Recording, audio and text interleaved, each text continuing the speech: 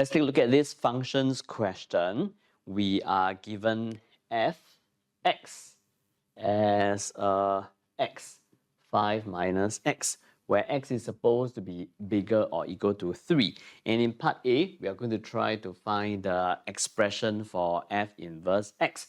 So to do that, we are going to let y be equal to fx, which means that y is going to be equal to x of 5 minus x, where x is supposed to be bigger or equal to 3. Let's try to expand the right-hand side and bring everything over to one side and make it into a quadratic expression in terms of x. So this will be y is equal to this minus x squared. Bring everything over to one side. We have an expression of x squared minus 5x plus y is equal to 0. So we have a quadratic expression and now we have a quadratic equation. So in order for us to make x the subject, we can make use of the quadratic formula. So x is going to be equal to minus b, so it will be 5, plus or minus square root of minus 5 squared, it is going to be the same as 5 squared, minus 4ac, and this divided by 2a. So x is going to be equal to 5 over 2, plus or minus square root of, here we have a 25 minus 4y divided by 2. 5 over 2 is 2.5. So 2.5 is smaller than 3. So in order for x to be bigger or equal to 3, we are going to go for a 5 over 2 plus, then square root of 25 minus 4y over 2. Let me write down a reason. And this is once again because x is supposed to be bigger or equal to 3. So with this, we can then conclude that the expression for f inverse is going to be equal to 5 over 2 plus square root of 25 minus 4x over 2. And this question requires us to find the domain of f inverse. And we know that the domain of f inverse is the same as the range of f. Let's try to do a sketch of the graph of y is equal to fx. And this is actually a parabola, a set face parabola. Truncating it from 3 onwards, we will have a graph that is something like this. So from here, coming down, it is going to be bigger or equal to 3. And when x is equal to 3, we will have fx, f3 to be equal to 6. So this point here is 6. We are sketching the graph of y is equal to fx, x-axis 0, y-axis. So based on this, we can see that the range is from minus infinity to 6. So here is going to be from minus infinity to 6, and inclusive of 6 will be the domain of f inverse. Okay, this is for part A. And we are going to look at a piecewise function g. And we're supposed to sketch the piecewise function g also. I think I'm going to keep my graph of y is equal to fx. This is a good graph. And maybe let me just leave some of the information that I found for fx based on the graph right here. For example, I do want to continue to have access to the range, which I'm going to write it here, or I can just read it from the graph. And as for sketching the graph of y is equal to gx, it is a piecewise function, so we are going to try to sketch the graph based on 2 different pieces. The first piece will be 4 plus 4 over x minus 10. This is graph of a rational expression, and it has a horizontal asymptote of y is equal to 4. And getting the region from minus infinity to 8 will be giving me a graph that is something like this. Let me just do a quick sketch of it also. So let's say here is the y-axis. Let's say this is the x-axis, having a horizontal asymptote of y is equal to 4 here. Sketching from minus infinity to 8 will give me a graph that is something like this, all the way until maybe here. Okay, this is the point where the x-coordinate is 8. And for this point, when x-coordinate is 8, the y-coordinate is 2. Okay, we are basically just substituting 8 into here. So it will be 4 plus 4 over 8 minus 10. And that is going to be giving us a 2. And if I were to let x be equal to 0 here, the y-intercept will be 18 over 5. Okay, so this is the first piece. We need to sketch the second piece also from 8 all the way until 12. And what we have here is a linear line. When x is equal to 8, it will be 12 minus 8 divided by 2. 4 divided by 2 is actually 2. So it is exactly this point. And then when x is equal to 12, we have the output to be equal to 0. So maybe something that is like here. So for the other portion of the graph, it is going to be a straight line joining the point from 8, 2 all the way until the point 12, 0. And since x can be equal to 12 and this is an endpoint, we are going to indicate this point here with a solid dot. And this is our graph of y is equal to gx. Okay, so this is part B. Let's take a look at part C. For part C of this question, we are looking at g inverse 3 is equal to x. Okay, here we need to be careful, okay? Because we are looking at g as a piecewise function, and if I would want to find the value of x, of course what we can do is to just put both the left and right hand side into the function g, which means that on the left hand side is going to be 3, on the right hand side is going to be gx. Or for some of us, we like to go for a quick rule, which is sort of like to bring this g inverse over to the other side to get me a gx. So we know that the output of gx is equal to 3. Okay, and we have a piecewise function for g over here.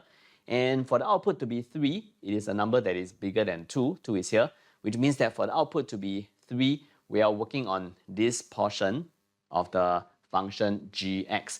And this portion is generated by this expression here, which means that for this gx, we will be going for this expression, which is going to be 4 plus 4 over x minus 10. Bring 4 over to the left-hand side, we have a minus 1. This is going to be 4 over x minus 10. Multiplying this across to the other side, dividing minus 1 over to the right-hand side, we have a x minus 10 is equal to minus 4. So x here is going to be equal to 6. This is for part C. And D. For D, we want to explain why the composite function gf exists and how we have been trying to analyze and think through the composite function according to all the videos that we have so far, right? We are looking at gf, so according to how we have imagined numbers to be flowing from f to g, first numbers will go into f, then numbers will go into g, and in order for the composite function gf to exist, we want to make sure that everything that comes out from f, they must be totally received by g. So let's try to check whether this is true. First, let's take a look at all the numbers that comes out from f, and we have here, okay, from minus infinity to 6. So minus infinity to 6. These are all the numbers that comes out from f, and I want to compare to all the numbers that g will be able to receive. And according to the question, g will receive numbers from minus infinity all the way until 12. So this will be minus infinity to 12, and inclusive of 12, all the numbers here will be able to go into this set of values. So the range of f is going to be a subset of the domain of g. So therefore, the composite function gf, this exists. Okay, and the next part of D require us to find gfx.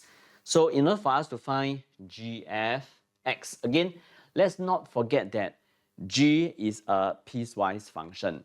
So for the function f to go into g, we realize that based on the graph, okay, we realize that all the outputs are going to be from minus infinity all the way until 6, which is here, okay, minus infinity to 6.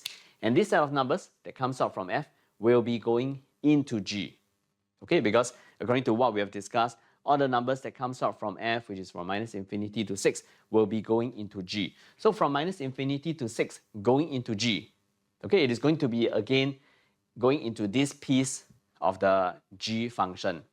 Okay, from minus infinity to 6, this is 8 here.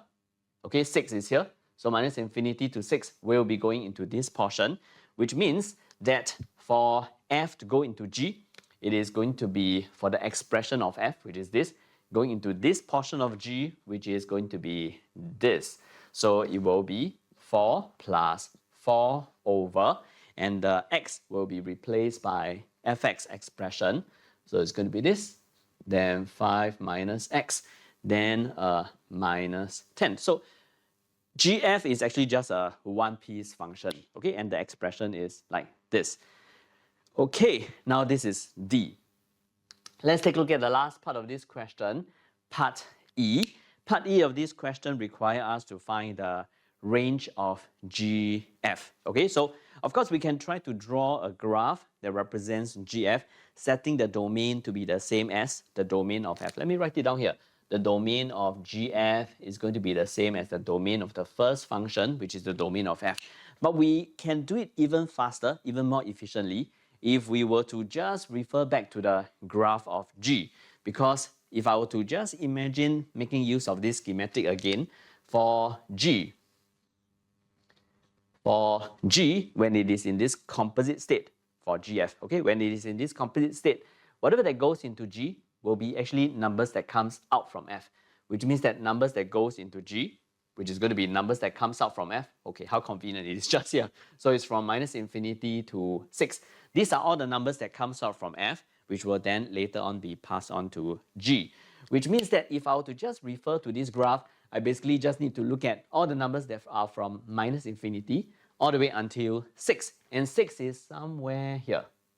Let me just write it down. So, okay, so here is 8, here is 6, which means that output will just be composed of this portion of the graph here, all the way until 6 and inclusive of 6. So let me draw a hollow dot here for my imagination.